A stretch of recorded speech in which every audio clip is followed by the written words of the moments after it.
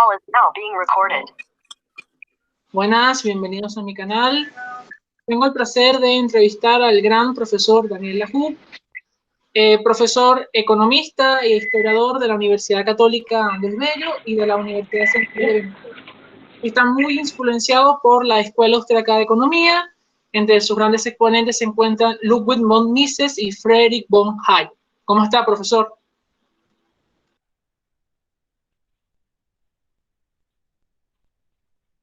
Bueno, muy bien, gracias. ¿Cómo estás tú, Jesús? Bueno, en Venezuela está algo difícil, pero digamos que seguimos en la lucha. Bueno, yo también estoy en Venezuela, ¿no? Bueno, pero seguimos aquí y lo bueno es que tengo la oportunidad de entrevistar a una eminencia como usted. Bueno, vamos a entrar en materia. Ok, gracias. No, gracias a usted, profe.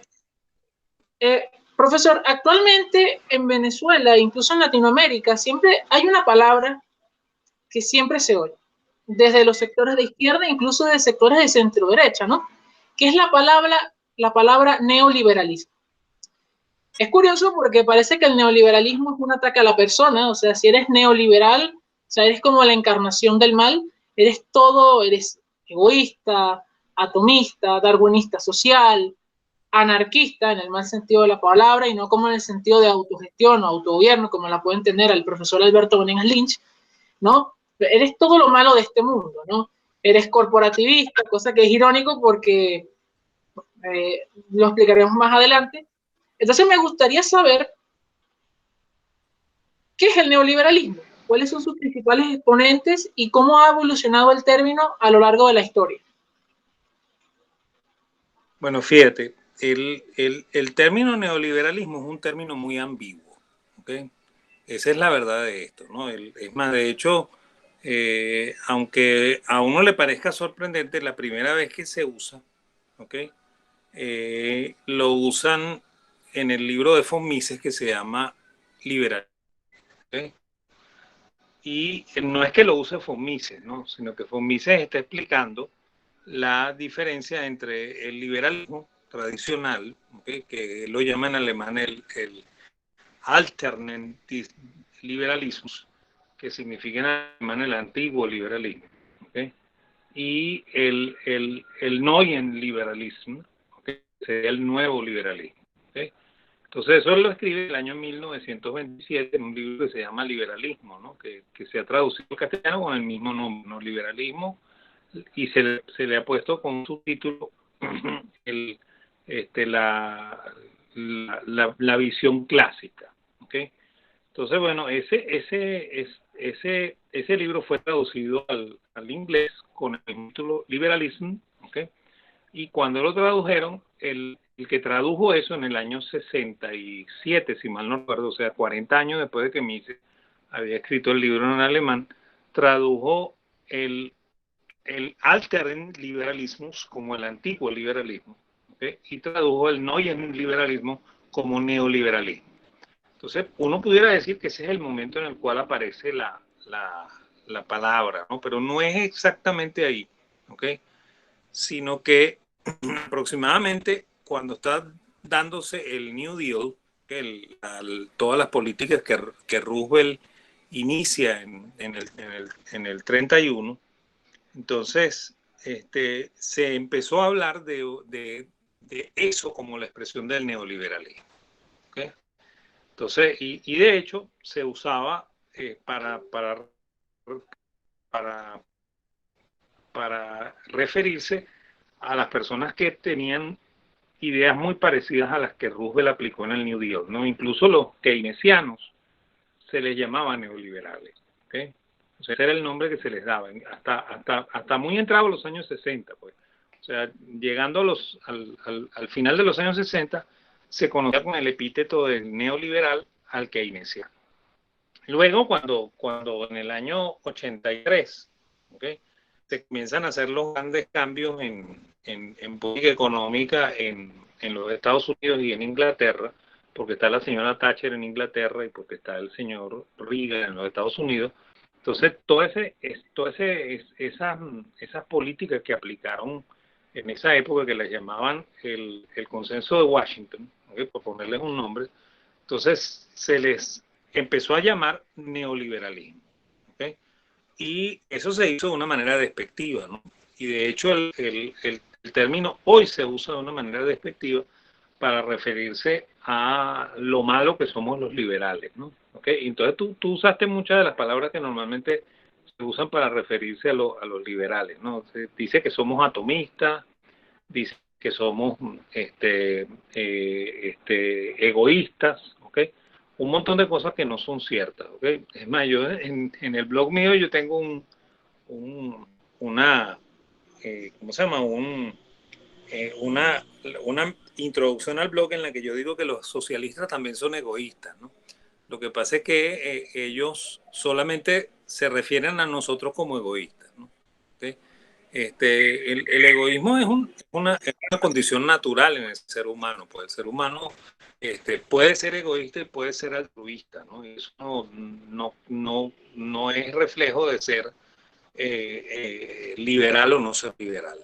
¿Okay? De hecho, eso es una confusión que se ha añadido en la historia del pensamiento debido a que cuando se tradujo el libro de Adam Smith en La riqueza de las naciones del inglés al alemán y al castellano, se tradujo la expresión que Smith usa para referirse al que actúa en la economía. Él dice que actúa por amor propio, ¿okay? por self-love. ¿Okay? Se tradujo el self-love como egoísmo, ¿no? Entonces la gente empezó a identificar el liberalismo con una manifestación del egoísmo, ¿no? Y de hecho el egoísmo en realidad aparece en, en un folleto que se llama es un folleto de Mandeville que se llama La fábula de las abejas, ¿okay? En la cual él dice que las abejas normalmente trabajaban de una manera egoísta y ahí les iba muy bien. Entonces cuando empezaron a pensar que no, que ellas iban a ser completamente al contrario, entonces a ellas les fue muy mal, ¿no? Entonces por esa razón Mandeville plantea que el fenómeno que está ocurriendo, que se le llama el realismo, está asociado al comportamiento egoísta, ¿no? Smith en la teoría de los sentimientos morales, que quizás es el libro más importante de Smith, ¿okay? La gente cree que el libro más importante es La riqueza de las naciones, pero no. El libro más importante de Smith se llama La teoría de los sentimientos morales, que publica la primera edición en 1742, y a lo largo de la vida de Smith, ¿okay? Que todavía le van a faltar 48 años para que se muera, él va a publicar 6 ediciones distintas de la teoría de los sentimientos morales, con ampliaciones, ¿okay? Y con modificaciones bastante profundas del libro, ¿no? Porque ese fue el libro que más cariño le tuvo Smith, pues. ¿Okay? De hecho, Smith escribe La riqueza de las naciones en el 76, muere en el 90, ¿okay? Y eso no tiene nunca ninguna segunda edición, ¿no? Sino que tuvo en la vida de Smith 4 reimpresiones, ¿okay? En lo que le quedó de la vida de Smith. ¿Okay? Por lo cual nunca hubo alteración del libro, ¿no?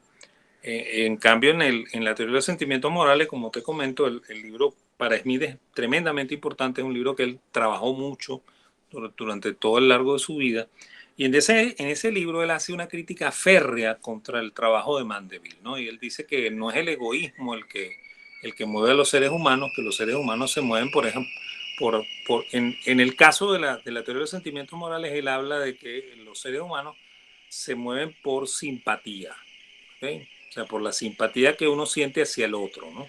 ¿Okay? Y en la teoría de en La riqueza de las naciones, él tampoco habla de egoísmo, habla de self-love, habla del amor propio, ¿okay? A eso es a lo que se refiere Smith. Entonces, a nosotros nos han confundido y nos dicen que somos egoístas. Yo digo que egoístas son todos los seres humanos, ¿okay? Que incluso los socialistas también son egoístas. Entonces, no es cierto que seamos egoístas, ¿no?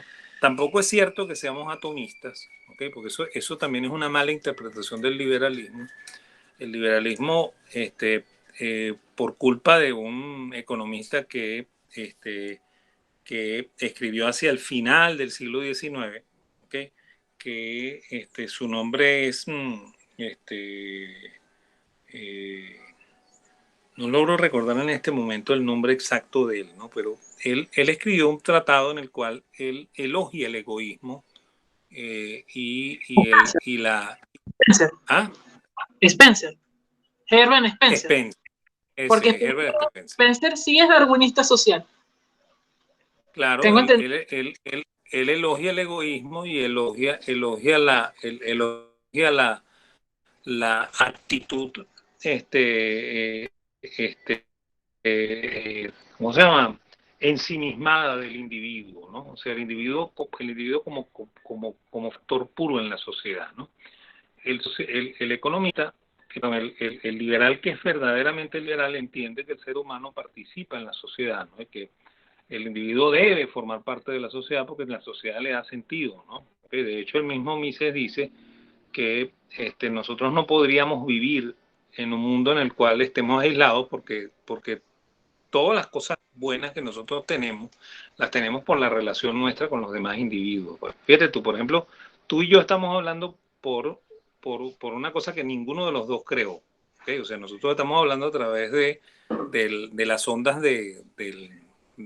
¿cómo se llama? Del Internet, ¿ok? Estamos trabajando por medio de dos tecnológicos, probablemente un computador, probablemente dos computadores, probablemente dos celulares, ¿ok? Eso no lo inventamos nosotros. Eso es producto de la creatividad del ser humano, ¿okay? En la sociedad. Y si el ser humano no viviese en la sociedad y no tuviera la relación con los otros individuos, ¿okay? Él no sentiría ningún estímulo para inventar una cosa de estas, ¿no? Porque ¿a quién le va a vender, por ejemplo, un celular si todos vivimos en una cueva y no queremos hablar el uno con el otro, pues? O sea, esa visión spenceriana del individuo es una visión absurda, pues, ¿ok? Y los socialistas creen que los liberales somos así. ¿Okay? Profe, Los liberales ahora no somos así, los liberales, un de detalle, verdad. un detalle enorme que es que, por lo menos yo tuve la oportunidad de leer a Spencer. Yo suscribo cuando tira la clase política, lo demás no. Pero en eso yo creo que Spencer acierta bastante bien cuando dice que la clase que está dentro de ese estado termina siendo una clase parasitaria. Claro, lo dice de una manera un tanto a veces visceral, pero en eso comprendo y creo que Venezuela es... Claro, lo que... Pero en lo otro sí, rechazo completamente el darwinismo social que plantea, pero lo demás lo rescato. No, es que mira, fíjate, efectivamente la teoría de la evolución funciona, ¿no? ¿Okay? Pero, pero, pero no por eso el ser humano debe ser darwinista, ¿no? ¿Okay? Y menos darwinista social, ¿no? O sea, efectivamente funciona en el sentido de que las instituciones evolucionan de la misma manera en la que evoluciona la naturaleza, pues. ¿Okay? O sea, que uno no debe negar esa realidad que ocurre en la sociedad. Sin embargo, eso no significa que nosotros debemos ser individuos aislados, ¿okay? Negados a la comunidad. ¿Okay? Nosotros somos parte de una comunidad. Pues, ¿okay? El individuo no se realiza si no es en sociedad. Pues, ¿okay? O sea que y eso lo entiende el verdadero liberal, pues, lo entiende Mises, ¿no? Mises dice que, incluso dice una cosa que para los oídos socialistas debe ser profundamente contradictorio, ¿no? Él dice que la competencia es colaboración, ¿okay? Porque en la mente del socialista la competencia es una guerra, ¿no? ¿Okay? Es más, yo eso se lo comento a los alumnos míos en clase, pues yo tengo alumnos, por ejemplo, de la escuela de administración, en la escuela de administración les dicen, tienen que leerse el arte de la guerra de Sun Tzu, porque eso es el mercado, ¿no? Eso no es el mercado, ¿okay? Eso no es la relación de mercado, la relación de mercado es una relación colaborativa, ¿okay? Donde incluso mi competencia, que pudiera ser vista como un enemigo, realmente no es un enemigo, realmente es una persona que me está enseñando, ¿okay? Con sus actitudes y con su forma de actuar en el mercado, me está enseñando cosas que yo debo aprender. ¿Okay? Y por eso es que la competencia es colaborativa, la competencia no es una guerra, ¿okay? El mercado no es una guerra, Profe, si me el mundo no es una guerra, es más, nosotros vivimos en una ciudad, ¿okay? Y la ciudad es armonía, ¿okay? Ese es un concepto que se perdió en el siglo XIX. Fíjate, cuando el hombre se une en sociedad, se une y forma la ciudad en Mesopotamia, ¿okay? Hace 7.000 años, ¿okay? El hombre entendió que la ciudad era un lugar de paz, ¿okay? Y vivir fuera de la ciudad era la muerte, porque vivir fuera de la ciudad era vivir en la naturaleza, ¿okay?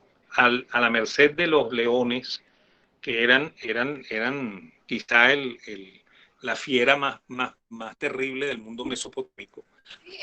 Incluso es vivir a la merced de las serpientes, de los escorpiones, ¿okay? Y lo mismo piensan los egipcios, ¿no? Que más o menos por la misma época fundan sus ciudades, y el egipcio cree que la ciudad es orden, pues. La ciudad y el Nilo son orden, porque eso fueron un regalo que nos dio a nosotros Amón, ¿okay? Que es el dios de la civilización de ellos, pues. ¿Okay? Y ellos se sienten muy felices en su ciudad.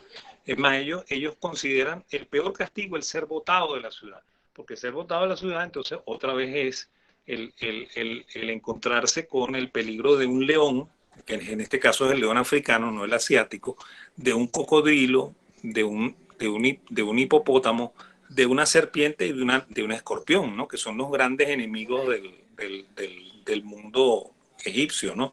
Y fíjate que casi todos ellos son representaciones del dios Set, ¿no?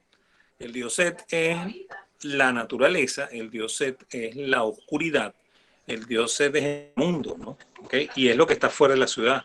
En cambio, el dios Amón es orden, es lo que está dentro de la ciudad, pues.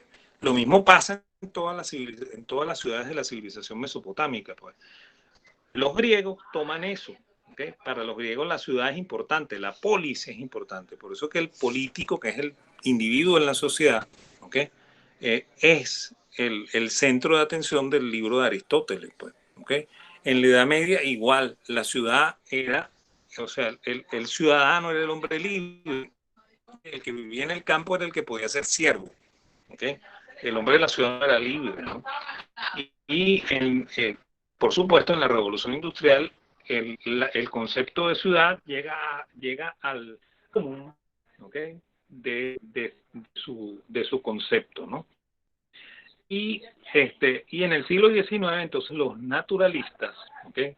Que son muy socialistas, ¿okay? Entonces nos dicen a nosotros, la ciudad es mala, en la ciudad hay contaminación. En la ciudad las empresas contaminan, dañan el ambiente, la gente vive muy mal, mejor se vive en el campo. ¿Okay? Y entonces ahí cambió todo el concepto nuestro y nosotros empezamos a creer que la ciudad es mala, que el campo es bueno, ¿okay? Que la naturaleza es buena y que la ciudad es mala. ¿Okay? Fíjate, si el ser humano volviese a la naturaleza, tendría que enfrentarse con serpientes, tigres, leones, con todo ese montón de animales que obviamente compiten con nosotros porque son mucho más fuertes que nosotros, ¿no? El ser humano es el que, o sea, yo te voy a decir algo que probablemente para un ecologista es un escándalo, ¿no? El ser humano es es el individuo más débil de toda la naturaleza. Es más, es tan débil, ¿okay? Que todos vivimos con nuestros padres hasta que cumplimos más o menos 25 años. Bueno, aquí en Venezuela, hasta que se cumplen 70 años, ¿no? Porque nadie puede abandonar la casa, porque no se puede comprar una casa, ¿no? Pero lo normal, por ejemplo, en los Estados Unidos, en Inglaterra, como ellos tienen cultura anglosajona, entonces cuando el muchacho cumple los 18 años, el muchacho está preparado para que a los 18 años se tiene que ir de la casa, ¿okay? Y tiene que buscarse alquilar un sitio y quizá con la perspectiva de comprarlo, ¿okay? Porque la idea es esa, pues la idea de que el hombre tiene que realizarse, ¿okay? Porque ya no debe depender de los padres, pues. ¿Okay? Pero eso no pasa en ningún animal de la naturaleza. Un cervatillo cuando nace se levanta y corre, pues. ¿Okay? Un conejito cuando nace también se levanta y ya está pegando saltos y corriendo, ¿no? El ser humano no es igual, pues el ser humano necesita que la madre lo cuide, que el papá lo cuide, que el papá lo mantenga, que lo eduquen, un montón de cosas, porque el ser humano es el individuo más débil de la naturaleza. Sin embargo, el cerebro de ese individuo es pero tan potente que él ha logrado crear su propio ambiente en la ciudad, ¿okay? donde él vive en comunidad. Por eso es que nosotros no somos atomistas, eso es una falsedad de marca mayor. Pues.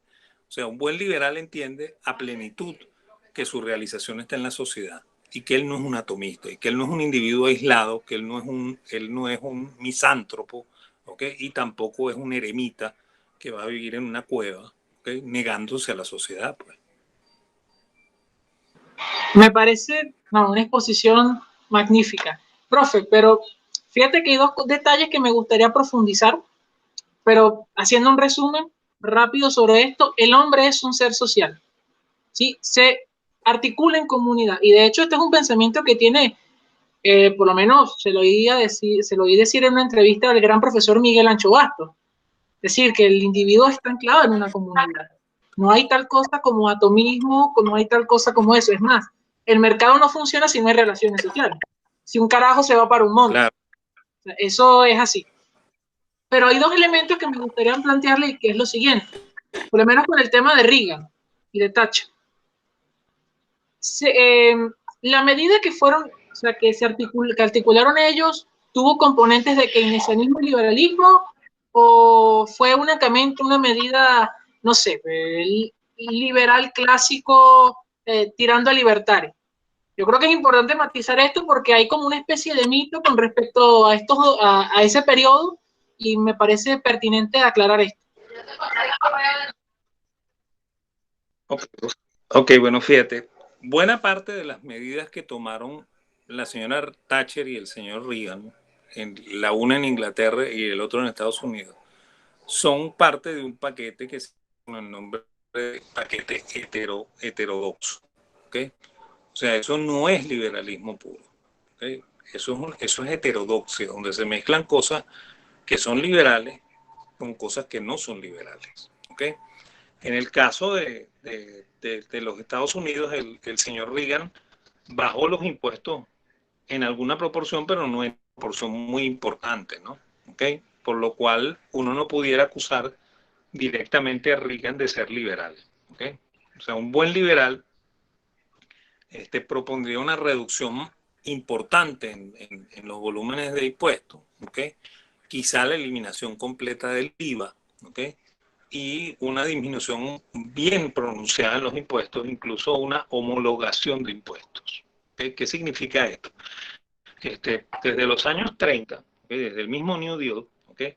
Se ha creído que lo más justo es que los ricos paguen mucho y que los pobres paguen poco, ¿no? Entonces, que eso ha creado una estructura de impuestos que es lo que se llama progresiva, ¿no? O sea, que en la medida en la que la persona gana más, su impuesto a pagar es mayor en términos proporcionales. A mí me parece que eso es terriblemente injusto, ¿no? O sea, yo creo que los ricos deben pagar 10% y nosotros también debemos pagar 10%, pues. ¿Okay? Y eso sí es perfectamente justo. Ponle tú que yo soy un individuo pobre que yo gano $1,000 al año. ¿Okay? Que en Venezuela también es un tremendo sueldazo, ¿no? Pero en un país desarrollado $1,000 al año es una cosa de pobre, pues. ¿Okay? Entonces, bueno, yo pagaré $100 de impuestos, pues.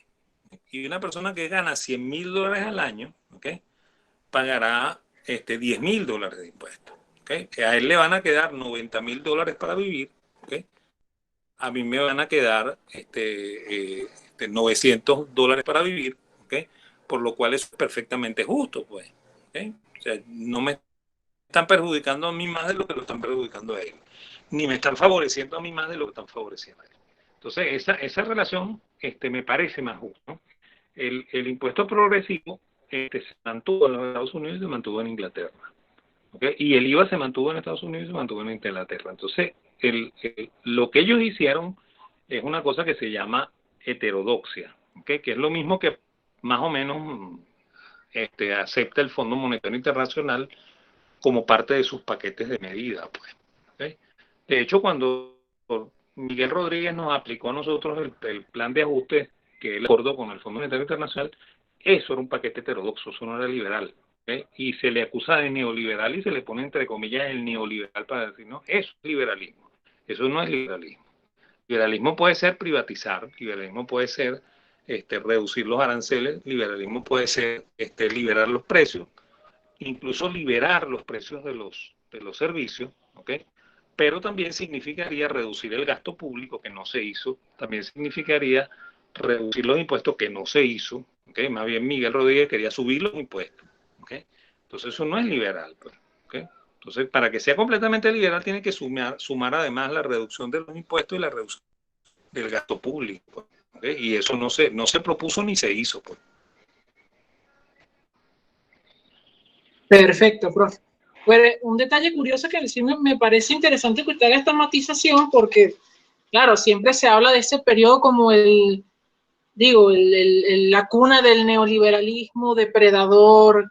Entonces, fíjate que también se asocia el neoliberalismo con el tema del gasto público, es decir, o que, por ejemplo, en Argentina hay un discurso muy común, el hecho de que el Fondo Monetario Internacional, bueno, genera un mecanismo para endeudar en los países, que eso en parte la izquierda tiene razón, las soluciones son malas, pero ciertamente un país que está completamente endeudado es un país que está a merced de las grandes corporaciones y de grandes potencias internacionales. Ahora, se asocia esa medida que los liberales criticamos, es una medida que se asocia con este neoliberalismo. Incluso me parece también pertinente mencionar de que el neoliberalismo perdió todo significado, que hasta el punto que uno ve en las elecciones de España, acusan a Ayuso de neoliberalismo, se asocia neoliberalismo con fascismo, luego se asocia fascismo con anarcocapitalismo, y me pregunto si estas señores han leído a Rothbard o algo así, ¿no? No sé, pregunto. Entonces ya parece una especie de significado vacío, bueno, donde se le va agregando elementos, se le va agregando conceptos, pero elementos que son incompatibles entre sí. Entonces, me parece pertinente marcar postura con respecto a ese tipo de medidas. Iba a mencionar algo, ¿no? Bueno, yo creo que eso eso no es anarcocapitalismo, ¿sabes? Por supuesto, claro. ¿Cómo se llama? Lo que pero hablan de anarquía de mercado, pero es fascismo, hablan de anarquía de mercado. Claramente no es liberal, ¿no? Y de hecho, la prueba más contundente está en el gobierno de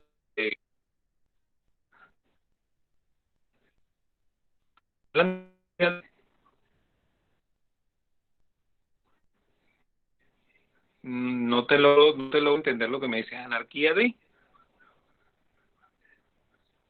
porque creo que se escucha distorsionado. Es que no te estoy oyendo bien. ¿Me oye bien? Sí. ¿Me oye? Profe, yo lo que estaba matizando era el hecho de que ahora sí te... que en algunos medios de comunicación se plantea que el neoliberalismo representa anarquía de mercado. Y de hecho, con la campaña de Ayuso, tuiteros, influencers, muy asociados a la izquierda, nada en contra de la izquierda, solamente digo que se asoció a Ayuso como anarquía de mercado, bajar el gasto, bajar los gastos en sanidad. Bueno, se asociaron muchas cosas como dejar todo en las manos del mercado, entonces sería que en donde las corporaciones se terminan beneficiando en detrimento del conjunto de la sociedad. Entonces ya empieza, como insisto, a agregar elementos que no tienen nada que ver unos con los otros. Eso es lo que quiero llegar. O sea, que el neoliberalismo, desde el punto de vista que yo planteo, es un significante vacío en donde ya no tiene un significado real, sino que, bueno, se le agregan cosas que ya son incompatibles entre sí. Incompatibles dentro del propio teórico. Eso.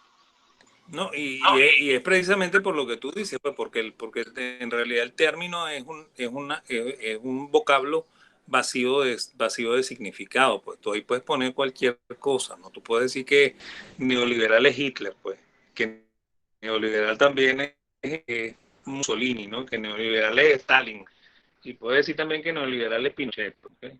O sea, puedes meter a todo el mundo dentro del neoliberal, ¿okay? Y cabe de todo, pues, ¿okay? Y lo que yo recomendaría, ¿no? Para las personas que, que no que lean, ¿okay? O sea, incluso hasta en el mismo internet hay mucho material que se puede leer y que se puede descifrar, ¿no? Pero que lean cosas buenas, ¿no? Que entiendan, por ejemplo, que los gobiernos fascistas no son liberales, ¿no? Y que los gobiernos marxistas tampoco respetan la libertad ni los derechos humanos, ¿okay? Y ¿cómo se llama? Que hay muchos textos liberales que se pueden conseguir por internet, incluso de manera gratuita, pues, ¿okay? De hecho, en la Fundación FOMISE, tú puedes bajar todo lo escrito por Mises, todo lo escrito por Hayek de manera gratuita, ¿okay? y te lo lees, ¿no? Ahí la única limitante es que tienes que saber leer inglés. ¿Okay? Y hay sitios donde se consiguen en alemán, ¿sabes? O sea, todos estos libros que originalmente se publicaron en inglés, en alemán, se pueden bajar en alemán completamente libre. ¿Okay? La única condición ahí, bueno, usted tiene que saber hablar alemán, pues. ¿Okay? ¿Okay? Y me imagino que Bastiat se conseguirá en francés libre también, ¿no? Entonces, todo ese material se consigue de manera bastante libre, ¿no? Es más difícil conseguirlos en castellano que en inglés, ¿no? Y que en alemán, pero se consiguen. ¿Okay? De hecho, yo conseguí a Bastiat en PDF. Busqué la ley de Bastiat, lo descargué, pirateado, pero lo descargué, igual que el libro de Carlos Rangel, del sermundismo y del buen salvaje, el buen revolucionario. De hecho, para quien esté Sí, se interesado, consiguen. yo tengo algunos libros que pueden sobre Huerta del Soto sobre la teoría monetaria, de Milton Friedman, así el conocimiento está. Hay varios canales libertarios, por ejemplo, como Amanecer Libertario, Tipito Enojado, y bueno, muchos canales libertarios en donde tienen lecturas libertarias también, un canal de Argentina, en donde pueden conseguir toda la bibliografía libertaria, liberal clásica, social liberal, y bueno, y se van formando una idea.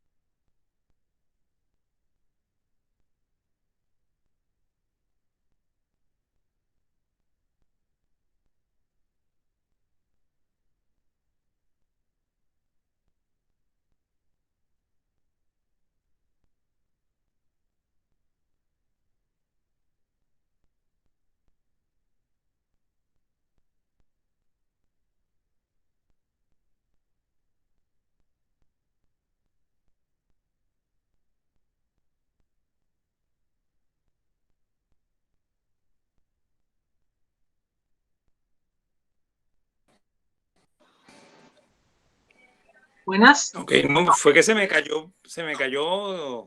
un momentico Bueno, el internet, pues. no se preocupe. Estamos aquí. Bueno, sí, como decía, el conocimiento está disperso y cualquiera puede acceder. Entonces, tengan tiempo, no tienen que leerse toda la biografía, pero en serio creo que es importante entender estos temas. Yo todavía sigo un proceso de aprendizaje, ¿no? Entonces, bueno, échenle ganas y más nada. Profe, otro elemento que sí me gustaría plantearle y ya para ir terminando como una pregunta que tiene varias cosas que podemos, digamos, desentrañar. Uno de los elementos que se le critica a la sociedad actual es el consumismo, punto común que que todos los socialistas atacan el sistema del capitalismo realmente existente, por decirlo de alguna manera, es el tema de que al partir del consumismo la gente está en una espiral de hedonismo, de placer, la búsqueda de, es decir, de satisfacer únicamente sus propias necesidades. Y otro elemento también es que se critica el tema del atomismo social. Pero ¿qué pasa? En que lo que se critica también es el hecho de que cada vez los grupos son más segregados, están más separados, se separan están cada vez más separados entre sí. Y otro elemento que me gustaría resaltar es el hecho de, ya, un momento, aquí está.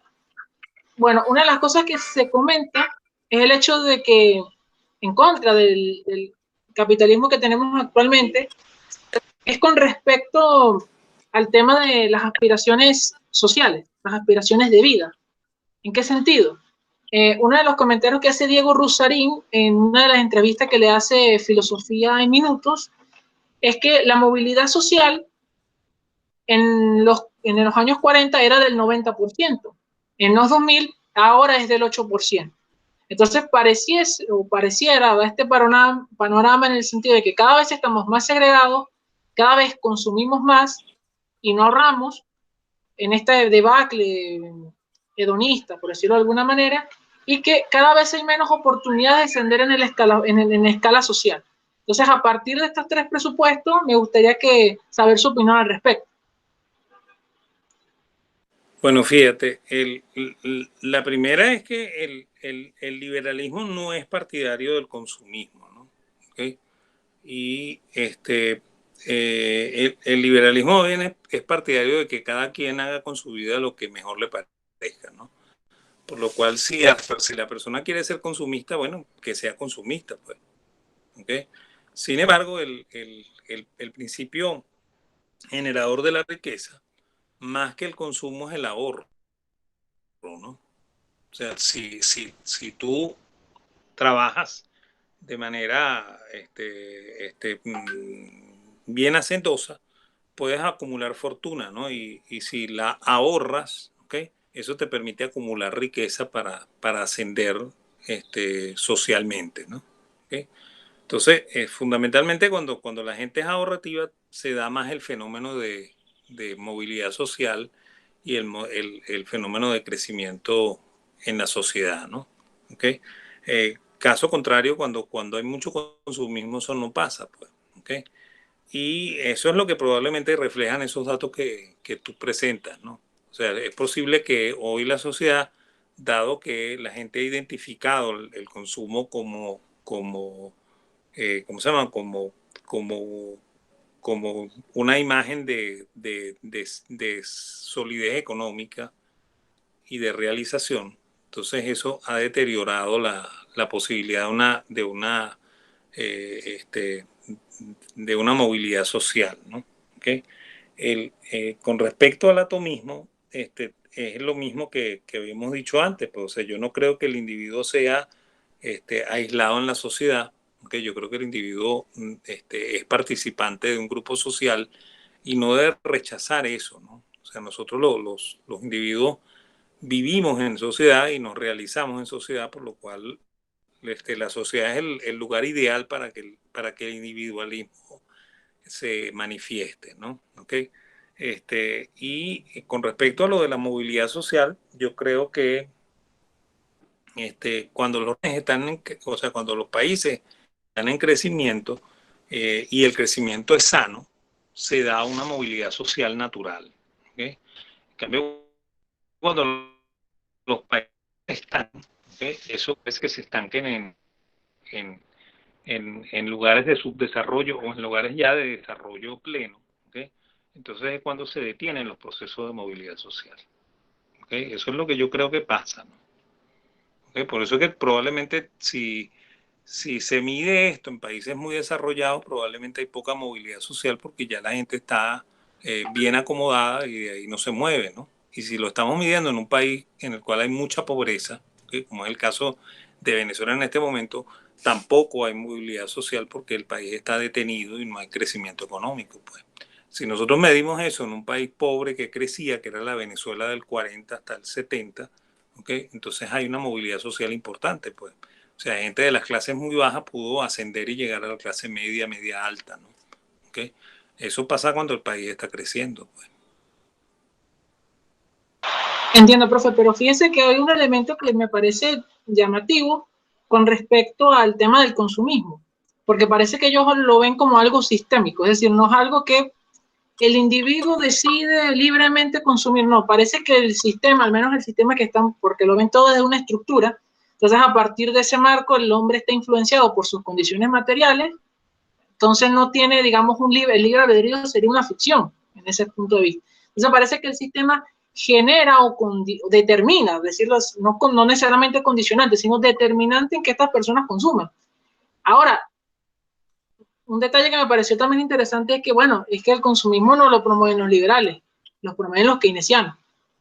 Y de hecho pueden ver videos del debate que tiene el economista Javier Milei, polémico y me parece un tanto populista, no en el sentido negativo, sino en que visceral, va directo al grano, en que muchos de los economistas del gobierno, tanto de Alberto Fernández, incluso de Mauricio Macri, incentivan este tipo de conductas, el consumo, incentivar compra, ¿no? Entonces, de manera inherente parece que incluso los estados europeos también hacen esto también, que es curioso, ¿no? Entonces parece que no es un espectro liberal, sino es un espectro que viene más ligado al keynesianismo y que me parece a mí, al menos con temor a equivocarme, que está más ligado a la socialdemocracia.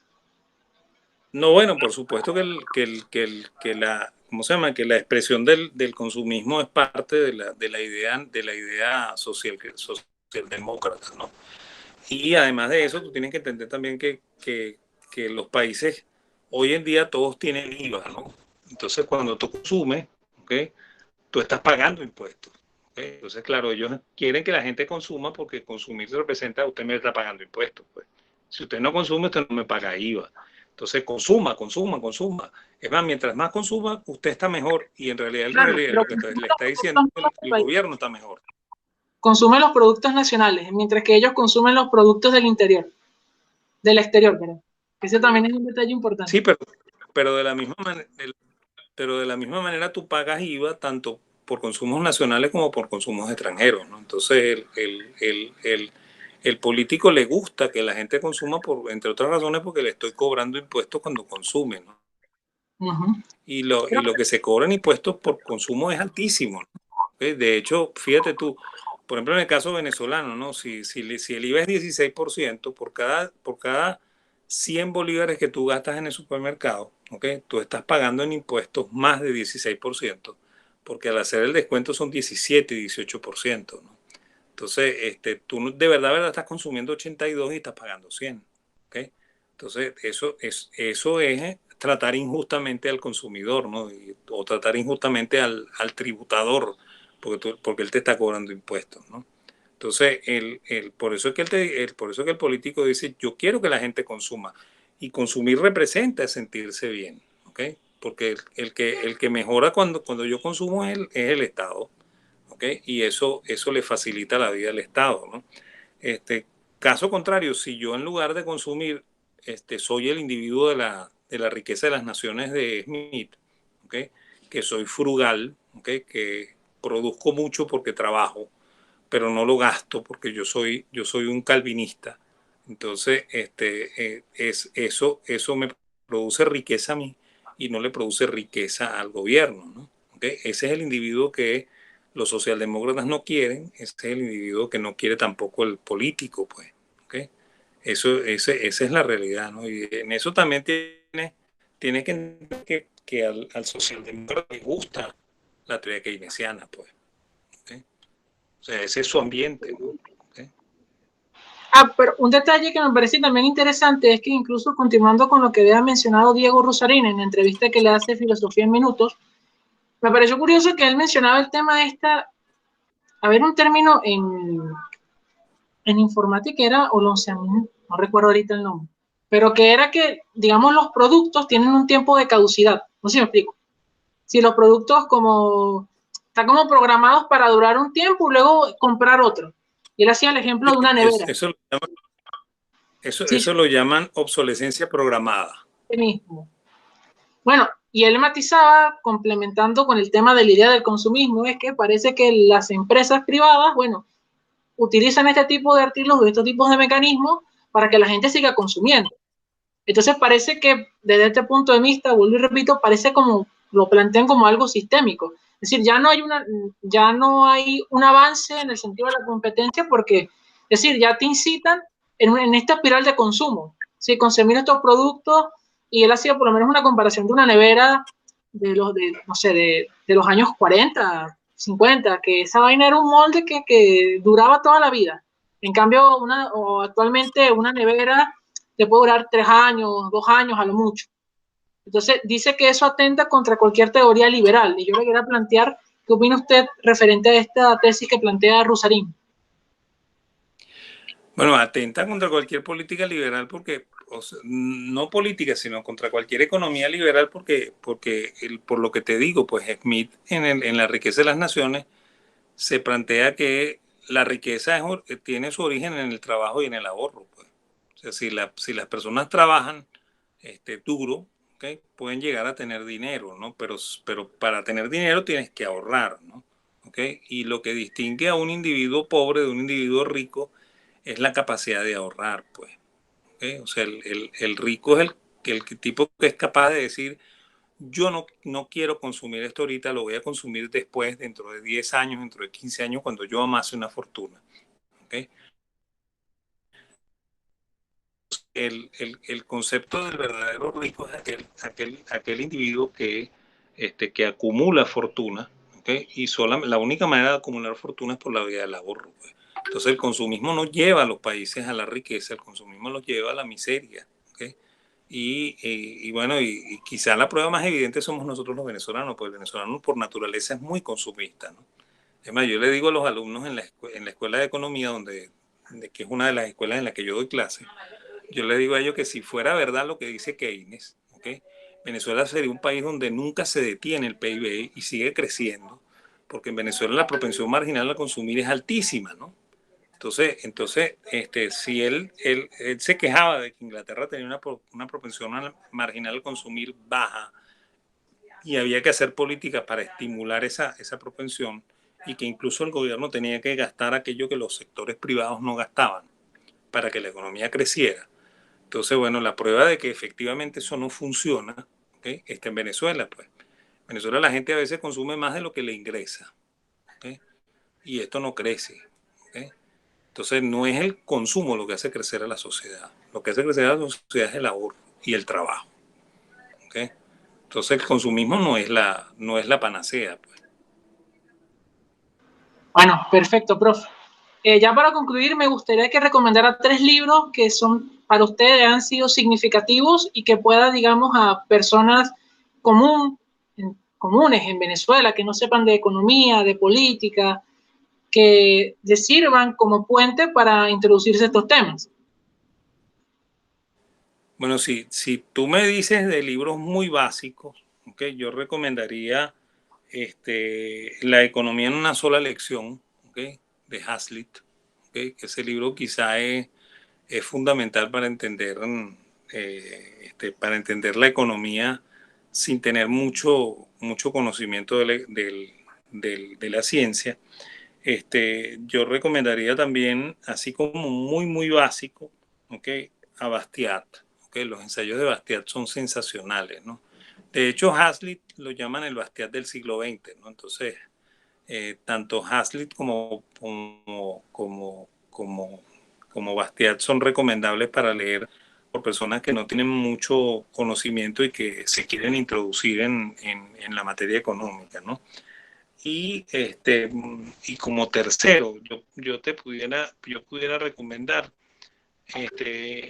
más que un libro de economía, un libro de historia económica, ¿sabes? Hay un libro muy bueno que se llama la historia mundial de la economía desde el Paleolítico hasta nuestros días, que es de un señor que se llama Gordo Cameron, ¿okay?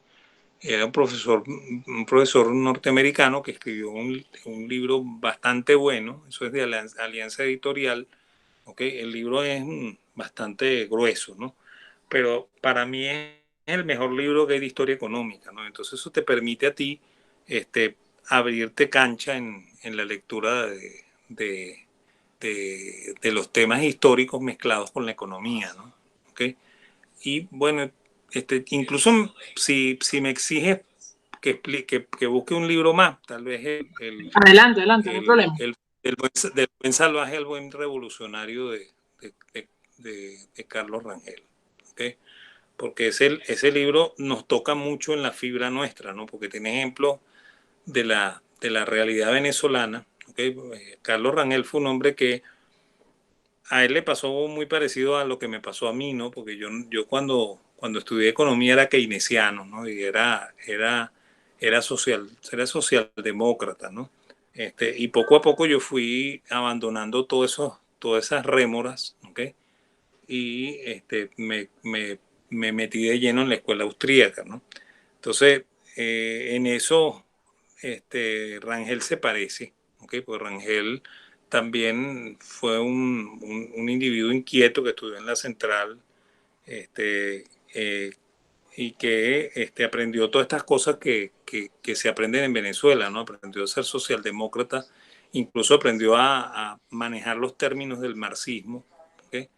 Y fíjate, terminó con pensamiento liberal, ¿no? Entonces, pudiera ser muy recomendable que la gente leyera Del buen salvaje al buen revolucionario, porque ese libro es impactante, ¿no? Impactante para nosotros los venezolanos.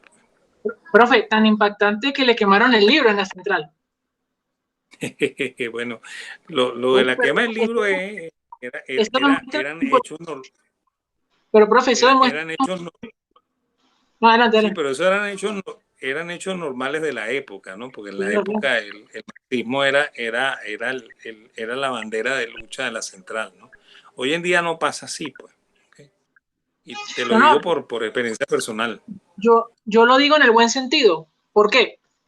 Cuando un libro es tan potente que un sector político determinado, definido, tiene que ir a quemarlo, es porque ese libro dice algo que a lo mejor puede ser cierto o no. Dejo a los lectores que lo lean y juzguen, pero dice algo, pero demuestra el compromiso político que tenía con el país y demuestra que esas personas lo ven como un enemigo político y lo ven como una amenaza. Al menos yo lo veo así y quiero verlo así.